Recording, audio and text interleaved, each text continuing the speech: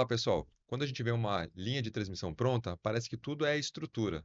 Mas um conceito que faz ela estar em pé, na verdade, é um conceito elétrico, é o que passa pelos cabos. É o campo elétrico, o campo eletromagnético, toda essa questão que envolve a parte de cálculos elétricos do sistema. E justamente por isso a gente vai conversar com um convidado muito especial aqui, não é, Douglas? Exatamente. Olá, pessoal. Meu nome é Douglas, sou engenheiro especialista de projetos e obras há mais de 20 anos. E hoje a gente está com um convidado aqui muito especial, é o Alcedo. Bem-vindo, Alcedo, ao canal. Então, bem-vindo, obrigado a vocês pelo convite. Alcedo, ao longo da sua história, da sua jornada no setor elétrico, conta para a gente, né, e já aproveito aqui para quem ainda não segue o canal, além do projeto, o que a obra ensina, sigam o nosso canal em todas as redes sociais, Instagram, LinkedIn e YouTube no nosso canal. E gostaríamos, Alcedo, de escutar um pouco aí da sua experiência, da sua jornada. Como é que foi a entrada do Alcedo no setor elétrico? Tem muita gente curiosa querendo saber que não conhece a sua história. Bem-vindo, Alcedo. É, obrigado. Comecei em 1972 como estagiário, né, na Montreal Engenharia, que era uma empresa de ponta, junto com a Temag e a Eletra, acho que se não me engano, e no setor de projetos de linha de transmissão no Brasil. E essas empresas na época tinham consultores americanos, né? E era uma época de regime militar e as empresas tinham toda uma estrutura, vamos dizer, verticalizada, muito verticalizada, mas, mas interessante que muita transferência de conhecimento foi feita para esse intercâmbio com esses consultores estrangeiros, americanos, dentro das empresas, né? Eh, então, comecei como estagiário na Montreal, é, com trabalhos muito para Furnas, Eletrosul, é, e depois, posteriormente, fui para esse grupo, foi de quase todo o grupo que estava na Montreal.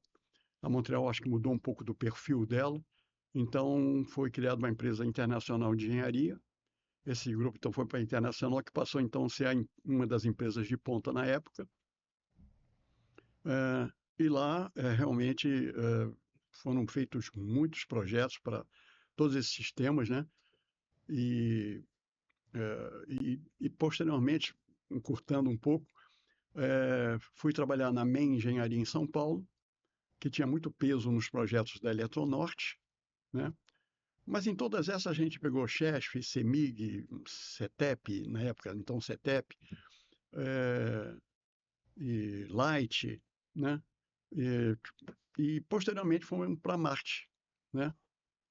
Um grupo foi para Marte, da MEM Engenharia, viemos para, ainda na MEM, com escritório no Rio, e posteriormente fomos para Marte, né? Uhum. E na Marte até 2012, quando então eu me transferi para a Engepro Engenharia, né?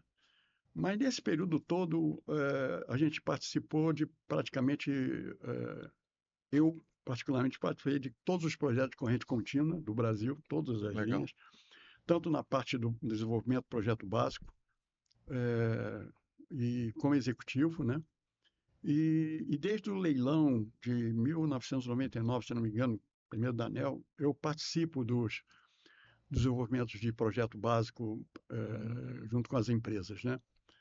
E E Alcedo, pegando um gancho aí nesse projeto básico e toda essa experiência que você viveu com vários agentes, né?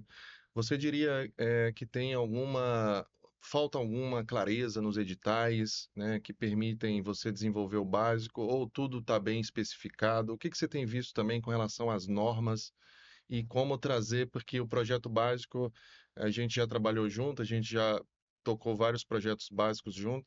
Eu vejo que as aprovações elas têm sido em uma ou duas revisões no máximo.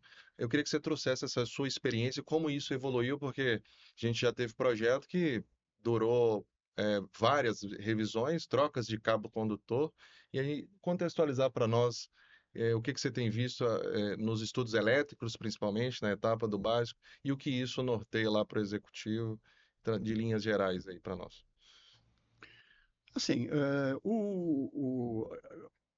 os leilões, quer dizer, os editais de leilão, assim, eu acho que não são bem elaborados, eu acho. Eu acho que o ONS e a ANEEL e antecedendo a própria EPE, os estudos, eu acho que são bem encaminhados. A questão é que a implantação da linha de transmissão, ela envolve questões ambientais, situações de corredores que para implantação não são muito simples, né?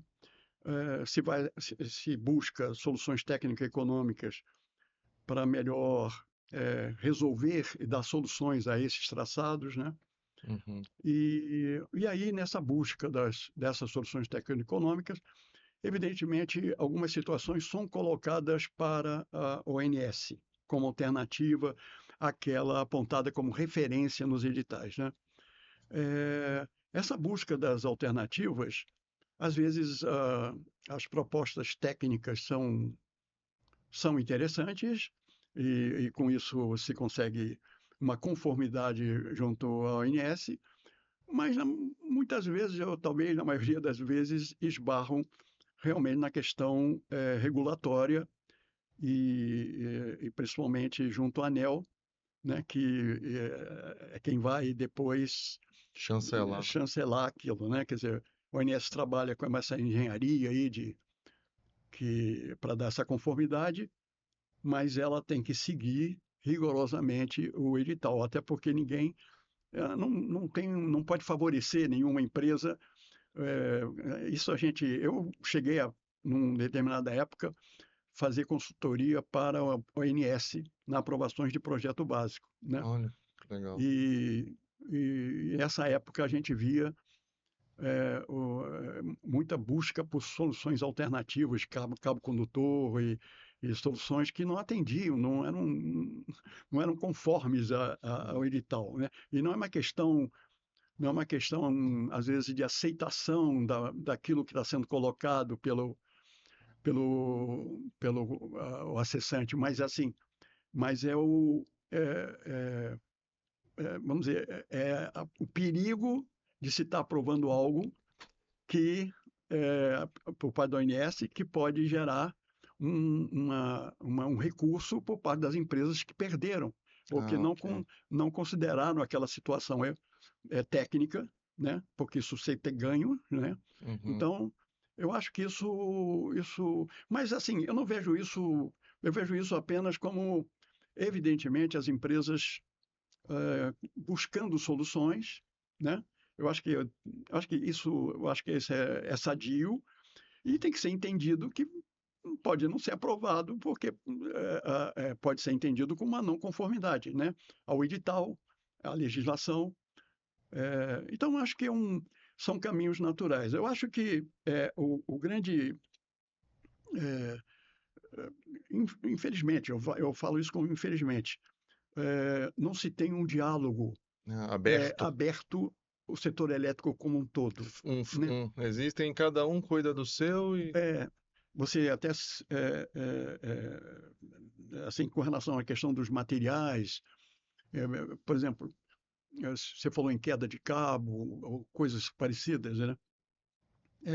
Se você for olhar, o setor elétrico deixou de discutir eh, eh, como especificar esses materiais, como situar esses materiais De uma melhor forma para todos, né? para todos, né? Exato, Então, isso ficou em aberto. exato. Isso era uma coisa muito discutida no setor elétrico, E de um né? tempo para cá Então, isso se tinha a perdeu. Eletrobras com todas as empresas, né? Sim. Se discutia isso. E a- Então, dificilmente você via esses tipos De de ruídos. acidentes, de ruídos e tal, né? Obviamente, tem que se ir atrás de soluções técnico-econômicas mais competitivas, eu acho que isso é válido, né? Mas perder esse diálogo, eu acho que foi um dos problemas, na minha maneira de ver, do setor elétrico brasileiro, né?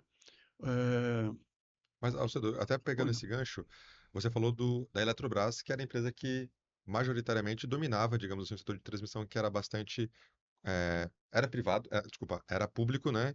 Então era concentrado. Quando houve, digamos assim, o início dos leilões e das concessões, a gente observou a entrada de diversos players.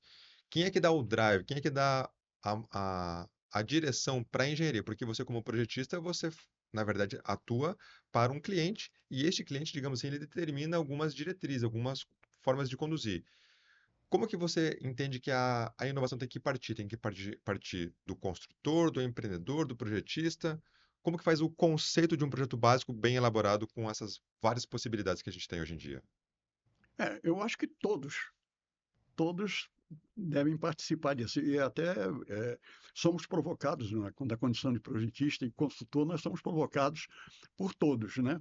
Nós tomamos algumas iniciativas, principalmente em empresas que não têm essa estrutura de engenharia interna, né? Uhum. Então, elas precisam de algumas informações adicionais para poder ajudar e tal. Mas isso, obviamente, nós temos que encaixar com a situação básica que norteou O leilão. o leilão, né? Então, nós temos que encaixar todas essas situações. E isso a gente, em todos os projetos, com todos os clientes, a gente procura fazer isso, né? Eh, mas essas iniciativas de busca de tecnologia, eu acho que são de todos. E o que está acontecendo, talvez, é que nessa questão na busca do melhor preço, né, Deságios altíssimos, né? para esses deságios altíssimos, aí se olha muito a questão dos materiais e se perde um pouco por não ter, às vezes, essa discussão técnica presente que ajuda nós, projetistas, os próprios nossos clientes, né, a busca da melhor solução técnica, né? E só pegar um exemplo assim, por exemplo, esse condutor Liga 1120, por exemplo, né, Uhum. que virou uma febre. Eu, eu sou até um dos culpados No é, bom sentido, né? De buscar isso na Austrália, né? de buscar isso na Austrália. E aí eu também ponho o Hoffman, que foi quem primeiro me colocou isso, Aham. esse cabo, o John Hoffman, né? E é, e é engraçado que assim, esse cabo a gente começou a colocar trações nele e ele tem um nível de vibração constatado no campo, né? Então, nós estamos falando agora, por exemplo, em normas de emenda e tal, né?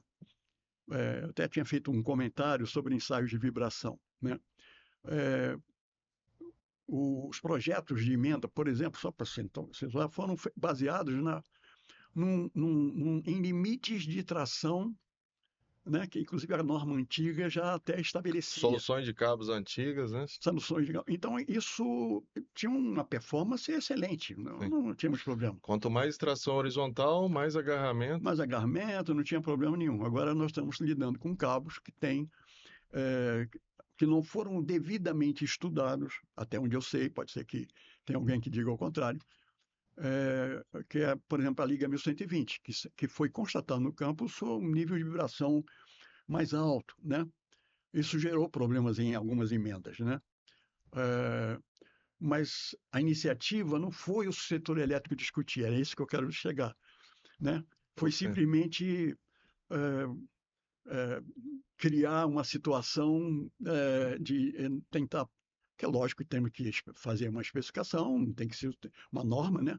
Eu acho que isso é fundamental, mas não foi discutido o que aconteceu, o porquê aconteceu. A causa raiz, né, Alfredo? Aí prefere se discutir se, quantas arames vai se colocar, o comprimento dos arames, e, puxa, então se cair, cria-se um monte de outros ensaios e tal. Tudo é válido, Exato. mas essa discussão deveria É. anteceder. Alcedo, você Né? trouxe um ponto importante que eu coordeno algumas normas como coordenador do CGQ da ABRAT, que é o Comitê de Gestão da Qualidade, e é uma das minhas vontades. E o que eu levo para a gestão, e o que eu levo também em reuniões ordinárias lá da ABRAT, é exatamente isso que você e trouxe aqui. Não só o caso de emendas, falhas mecânicas, mas outros acessórios que a gente vem tendo problema. E se criar com as projetistas, fabricantes, debates envolvendo todo o setor. Eu acho que isso vai trazer, como você falou, às vezes a gente está deixando de abordar um assunto que pode estar ajudando lá na frente aquele acessório de uma forma de reduzir custo do projeto, um projeto mais. Então, isso a gente fica aí a sugestão, acho que o Alcedo trouxe bem isso, e aqui a gente reforça pelo além do projeto essa iniciativa de unirmos todos em prol de um bem comum, são ativos da União, não são dos agentes, né? Na verdade, Sim, são legados que a gente deixa. sim.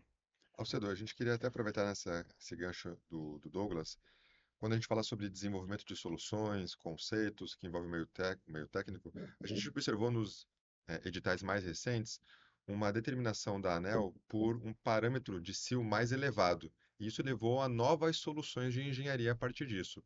E você, com certeza, participou de muito dessa discussão nos empreendimentos. Houve até um determinado momento que a ANEEL, de certo modo, não mudou o que foi determinado, mas gerou um impasse muito grande para o empreendedor que teve que criar uma solução que até então não existia, né? Que era digamos assim, separar uma linha de circuito simples em uma linha de circuito duplo para atender os parâmetros elétricos determinados. Como que você vê a atuação elétrica de uma linha com o seu elevado? Quais são os ganhos e quais são as consequências para poder atingir esse parâmetro? Então, que eu posso, o que eu posso dizer à luz de quem está desde das primeiras linhas discutindo isso, né?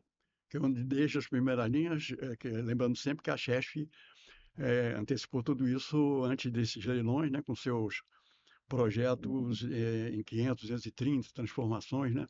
Para 500 Com kV, seu elevado? não, com configurações já com CIO elevado, Olha aí. né? Então, é, os tipos de arranjos, né? Ah, ok, ok. Não, eram até meio assim assimétricos, né? Mas já era uma iniciativa, já tinham sido tomadas. Aí, quando isso resolveu ser colocado realmente na forma de leilão, os ganhos, a transmissão, né? É, é, evidentemente, a EPE, nos seus estudos, colocava como referência, né, a estrutura básica para que era usada como para estabelecer os parâmetros da linha. Isso era prática e continua sendo prática. Acontece que a linha de transmissão não é formada para aquela estrutura básica exatamente. Então, os desvios àquela torre de referência, ela Que é a é crossrope? que é a crossrope normalmente utilizada, né? E é a que a melhor alcança mesmo esses fios bastante elevados, né? É, é, Viu-se que na prática, em terrenos, porque isso acabou se espalhando para o Brasil inteiro. Quando você está fazendo isso restrito a linhas com trechos mais planos, mas quando você vai para Minas e uma série de outros, sul do Brasil, enfim, você começa a expandir os feixes, é impossível você conseguir manter a configuração, né? Então, essa necessidade de ir atrás de soluções que permita você ter o máximo possível essa configuração, teve que ser discutida com a ANS e a ANEEL, né? É, Teve um dos leilões, que eu não me lembro agora exatamente, mas que foram muitas linhas, é, o edital saiu como 100% praticamente, né? E isso até originou um projeto bastante interessante que a Engie utilizou, né? Foi até uma iniciativa do Hoffman em usar uma estrutura A split flex? Splitflex, né? Que, que parece uma estrutura de circuito duplo, né? Mas que e alcançava tanto no nível de capacitância quanto o nível de indutância, os valores de CIU e os valores de CIU para linha, né? Então, isso era Mas isso é um custo maior, né? Se encaixou muito bem lá no projeto da Engie, foi uma solução interessante, mas que era proibitiva para os outros sistemas, principalmente em Minas, e não dava. Então, foi feito, na época, um encontro com a ANEEL, ONS, todo mundo, EPE, e se decidiu, então, que um percentual dessa Linha. dessa linha pudesse atender essa configuração. Essa, vamos dizer, esse resultado de CIO resultante da linha, né, é, é estudado com percentuais de presença dessa Dessa torre. configuração. Isso é depois rodado nos ATPs para a gente ver e é fornecido esses parâmetros finais para o ONS. Uhum. Né? Eu vou beber uma aguinha aqui. Ok, tranquilo. Enquanto isso, gente, o Além do Projeto conta com o apoio e patrocínio de diversas empresas do setor elétrico. E, numa questão de discussão de torres, por exemplo, a Joint é uma projetista que atende perfeitamente aos requisitos do edital, tem projetos conceituados no Brasil e no mundo e pode ser uma alternativa para você. Então fica aqui a dica também para falar sobre um pouquinho dos nossos patrocinadores. Continue, Alceda. À vontade. Então, assim, essa busca, então, pela melhor performance do sistema com CIO, ela requer uma série de outros cuidados que eu não gostaria muito de me aprofundar, mas, obviamente, a EPE está tendo que buscar soluções, né? Do que significa essas linhas e o comportamento no sistema interligado, dos vários barramentos que às vezes alcançam tensões superiores àquele do projeto, né? Então tudo isso você tem que verificar, né? Inclusive essas tensões que algumas vezes não são corrigidas passaram a fazer parte do edital, como, né, às vezes você pega 580 kV para uma linha de 500 kV, você põe lá um 580 ou 570, enfim. E às vezes a ponta não está preparada, né? Então o isolamento da linha tem que estar preparado para isso, né? Você tem que estudar onde e como dar essa melhor solução para não economicamente buscar soluções técnicas que permitam a melhor resultado, né? Mas tem coisas assim que você tinha colocado antes, assim, uma das coisas hoje que é muito importante no Brasil e está pegando muita relevância é a questão realmente dos traçados da linha, dos corredores, né? Larguras de faixa. Uhum. Então, essa discussão também deveria estar sendo feita no setor elétrico brasileiro, né? Uhum. Então, isso está sendo transferido para as empresas, né, ganhadoras de leilão, dentro de uma regra já estabelecida, num procedimento já estabelecido, né? A ONS, evidentemente, a ANEEL, em mãos atadas com relação a isso, porque é uma legislação, está lá presente Compra-se, né? cumpra-se, né? Mas o setor elétrico tinha que estar discutindo. Sim. Né? E à luz dessas competitividades aí que a gente tem, altos deságios, né? Hoje se falava aí, como você falou, dos anos 99, 2000, era deságio de 1, 2%, e quando tinha deságio. Hoje é inviável um valor desse, é impraticável, né? E aí a gente tem uma série de tecnologias materiais, as linhas migrando de vidro para polimérico, em termos de isoladores. Conta pra gente a sua experiência nisso, o que que você acha dessas mudanças, inclusive para isolador também, de polimérico para vidro, ou de vidro para polimérico, né, no caso. Sim, eu acho que as duas soluções são ainda. O que eu acho que está errado é o princípio do uso do polimérico. Esse que para mim que não está correto é o princípio do isolador polimérico para a viabilização dos custos da linha, Ah, né? ok. O princípio. Mas por quê? Porque o emprego da tecnologia vai depender Do de seu onde está a linha, como é que nível cerâmicos, as etc. experiências todas que se tem na área, enfim, questões ambientais. tudo tem que ser analisado para essa decisão, né? Mas está se dando peso muito grande à diferença de preço entre os materiais, né? E eu acho que isso também deveria ser objeto de discussão no setor elétrico, Até né? porque, né, o isolador polimérico ele tem uma vantagem, digamos assim, financeira, comparativamente ao de vidro, porém, por outro lado, ele gera uma consequência que é o aumento da cabeça de torre. E aí, eventualmente, vai acontecer o quê? Um aumento de peso, um aumento de carga na fundação. Então, esse trade-off entre a otimização no custo do material, mas a consequência, né, do ponto de vista estrutural de fundação, tem que ser melhor avaliado, digamos assim. E Alcedo, um outro ponto que a gente vem conversando, e você, eu queria ouvir a sua experiência também com relação ao quanto a gente está se preparando para essas mudanças climáticas que vêm sendo recorrentes. A Sigre tem promovido alguns bate-papo, só que eu vejo que fica muitas ações, muita gente fala muita coisa, mas nada é colocado num plano de ação para até justificar uma PVI de um ativo. Como que eu comprovo que aquilo foi um vento extremo e que pressão de vento foi aquela e como é que eu vou isentar aquela PV junto ao órgão?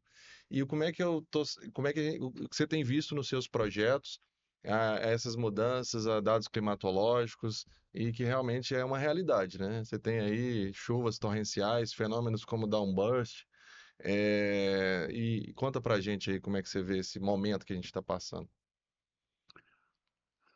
Assim, eu acho que, no meu ponto de vista, todos as linhas, os novos empreendimentos, eles tinham que considerar as zonas de implantação das linhas de transmissão, né?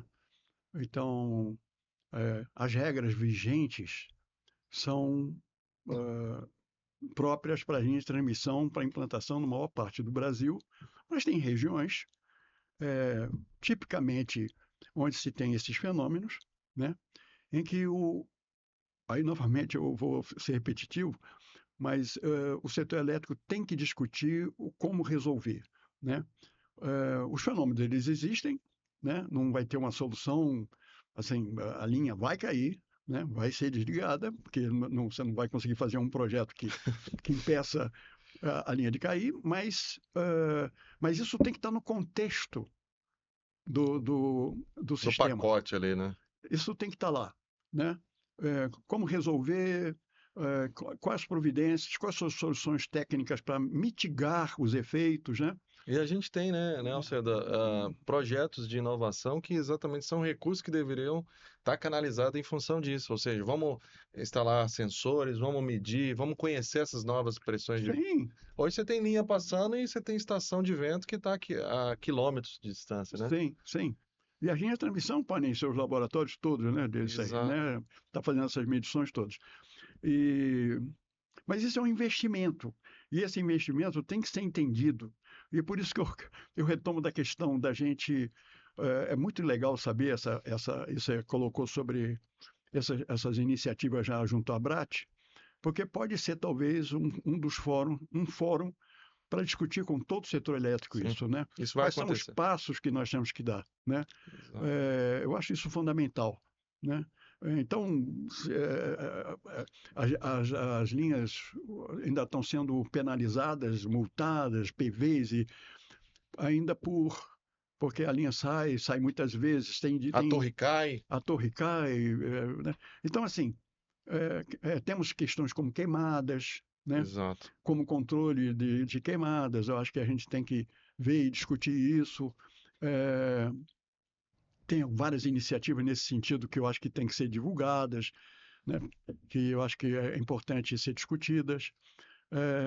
Mas, enfim, eu tive uma experiência, gostaria de tentar fazer de forma bem breve, que Claro.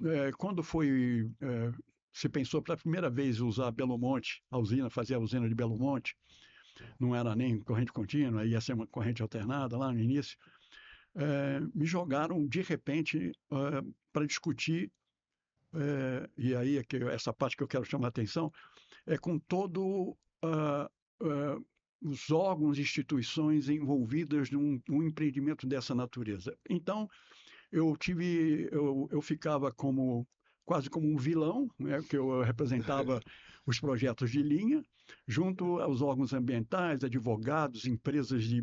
E foi assim, né? Mas aquele susto no início virou para mim uma admiração muito grande, porque virou assim, eles na verdade estavam abertos, mas as soluções que eram colocadas nos empreendimentos, nas implantações de linha, eram soluções drásticas e realmente... Então, assim, existiam soluções, essas soluções de hoje praticamos, algumas, né? Ainda temos muito para melhorar, mas elas são viáveis e os órgãos estão abertos à discussão. Perfeito. Então fica só aquele fórum entre eu quero passar a linha e do outro lado, como um órgão ambiental, uma instituição, mundos como se fossem mundos à parte. Eu acho que isso pode ser aproximado, né? E vai ser de uma... E conectar em prol de todos. E, Alcedo, uma curiosidade também que a gente vê sobre essas interferências. A gente já discutiu no passado aí sobre solicitações dos órgãos ambientais do ponto de vista de ruído audível, corona, e comparado às normas do CONAMA, e fazem uma transferência de conceitos. E isso tem vindo nos relatórios que a linha tem que atender em 90% do tempo, aquele nível de ruído. Eu queria que você trouxesse um pouco da sua experiência, o que você acha para a gente encaminhar isso, trazer isso para 5422. Eu acho que já tem alguma coisa que, inclusive, você que foi o redator ali do texto, né, desse tema na 5422, conta para a gente essa experiência com isso e como é que a gente equaliza, porque os comentários estão vindo aí sobre isso, né? Sim.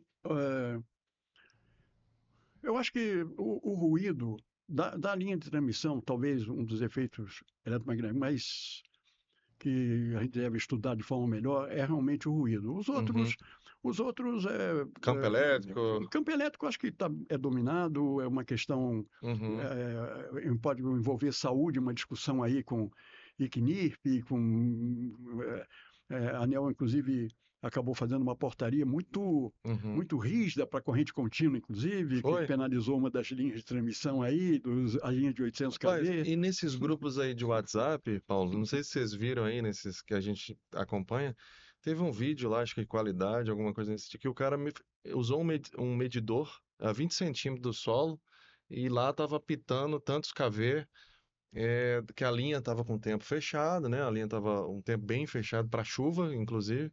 E aí, ao ser debaixo não exatamente debaixo da torre, mas dentro da faixa, um pouco mais afastada, a 20, 30 centímetros, o sensor estava acusando algum nível de correia. E aí, ele colocou a questão: isso é prejudicial à saúde? Né? E aí envolve exatamente esse comentário que eu queria que você analisasse para a gente qual é o seu entendimento. No Brasil, assim, de uma forma geral, eu entendo que a gente segue o ICNIRP, que eu acho que é uma referência, né? É uma referência. E eu acho que isso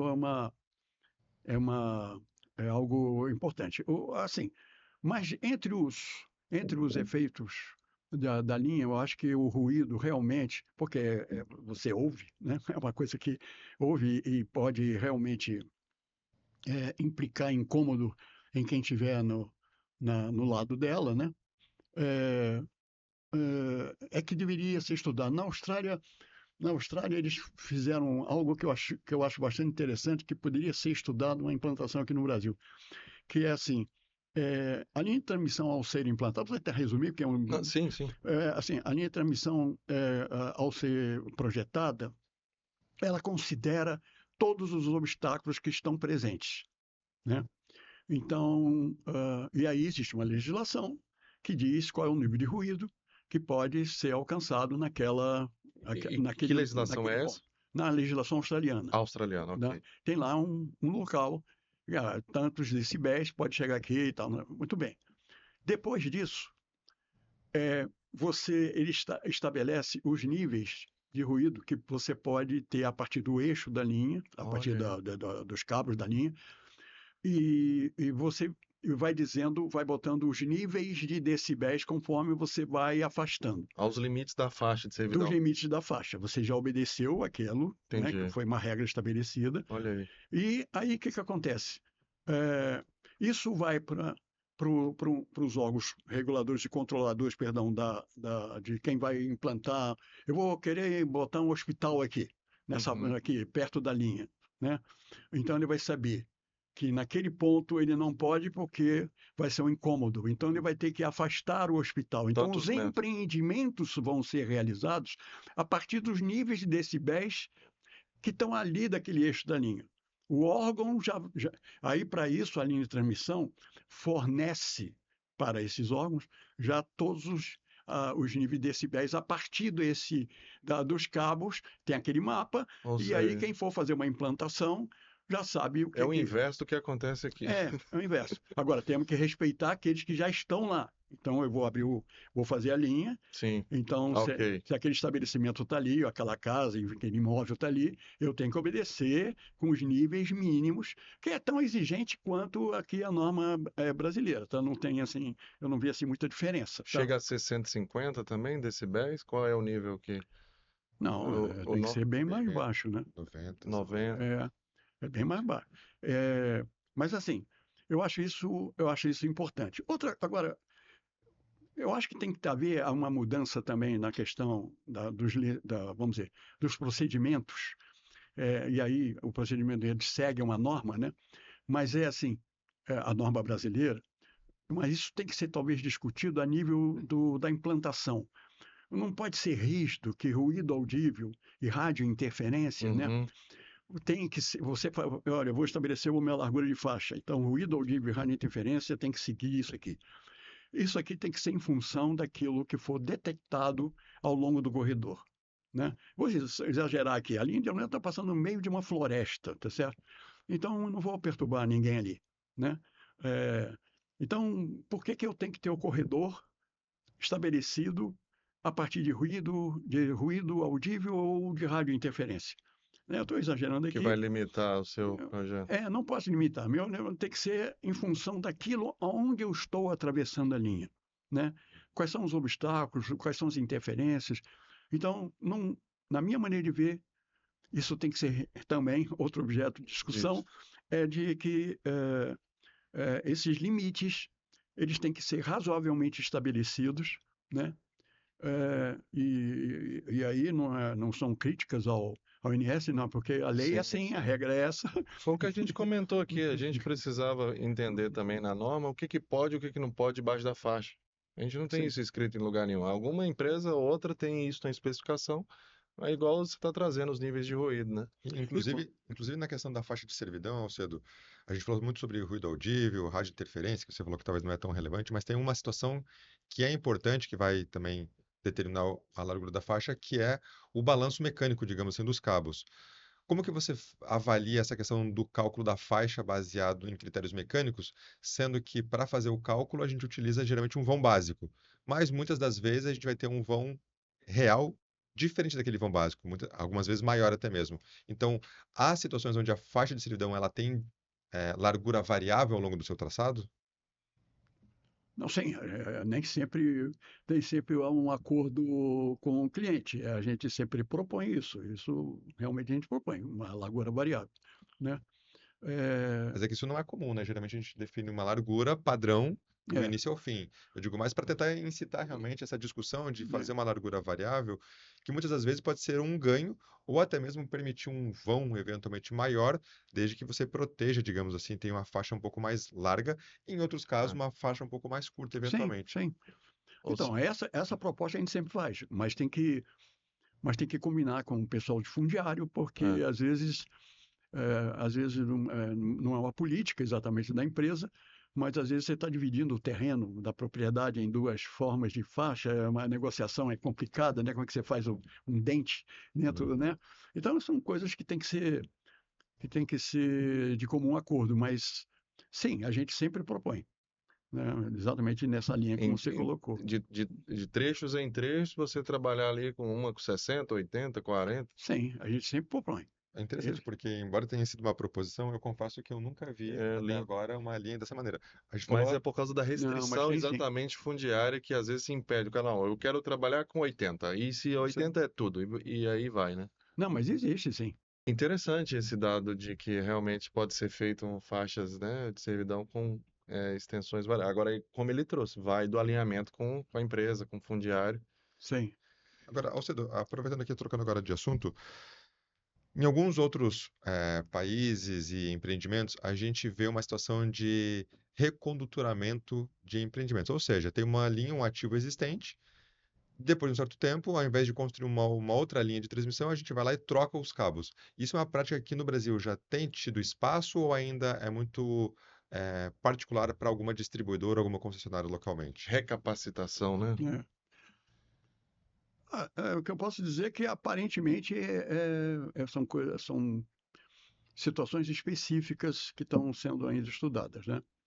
É, e vai ser necessário, né?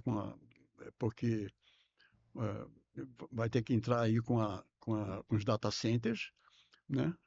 E os data centers eles têm que estar em lugares estratégicos, né? Então, é, os corredores são estreitos. São Paulo, então, que é um dos lugares em que deve se implantar bastante data center, está sendo implantados grandes data centers, né? Então, eu imagino que as redes elétricas nesses lugares, e é muita energia necessária, né? Então, assim, eu acho que vão ter que ser reforçadas, Eu digo né? até mesmo porque em breve a gente vai ter uma caducidade das concessões, das primeiras concessões. Então, eventualmente, os agentes públicos poderiam, inclusive, considerar essa possibilidade. É uma alternativa, não necessariamente que ela vai ser implantada, porque depende muito da capacidade da linha, numa É. condição Os novos mecânica. carregamentos, né? Isso vai impactar diretamente a estrutura existente.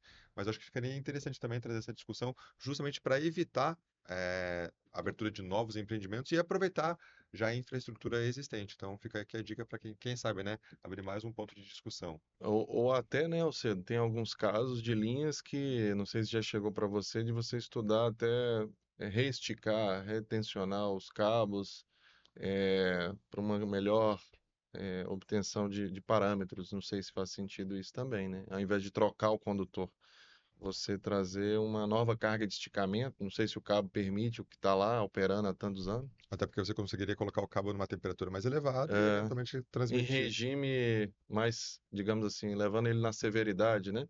Não sei, Sim. Você já viu algum modelo algum projeto nesse sentido? Ou de ainda não? reforço, aí entra mais como um grande porte, né? Não exatamente caracterizada dessa forma, mas já assim, já encontramos situações de clearances não, Gelados, né? que requeria você esticar mais o cabo, pelas condições correntes que a linha iria Hum, transmitir. Essas coisas já aconteceram, né?